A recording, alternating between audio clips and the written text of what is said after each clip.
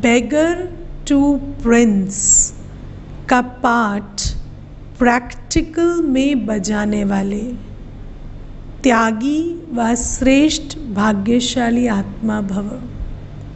Beggar to Prince सबने सुना है। बाबा कहते तुम वो आत्माएं हो जो प्रैक्टिकली इसका पाठ बजा रहे हो।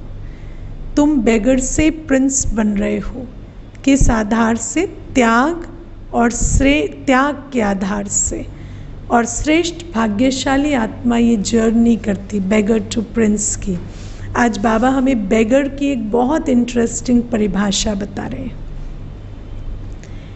जैसे भविष्य में विश्व महाराजन दाता होंगे, ऐसे अभी से दातापन के संस्कार इमर्ज करो, है ना। हम भविष्य में अगर प्रिंस बनने वाले हैं, दाता बनने वाले हैं, तो अभी हमें अपने दातापन के संस्कार इमर्ज करने हैं तो ना, लेकिन उनको प्रैक्टिकल एक्शन में लाना है। किसी से कोई सैल्वेशन ले करके फिर सैल्वेशन दे, ये मेरी मदद करे तो मैं इसकी करूं, ये मेरा सहयोगी बने तो मैं बनूं, ऐसा संकल्प में बिना हो। मैं दाता हूं, मैं दूं। इसे ही कहा जाता है बेगर टू प्रिंस। बेगर माना स्वयं लेने की इच्छा वाले नहीं, है ना। जिसको लेने की इच्छा भी नहीं है, उसके पास इच्छा तक नहीं, उसको बाबा कहते ऐसा बेगर बनना है।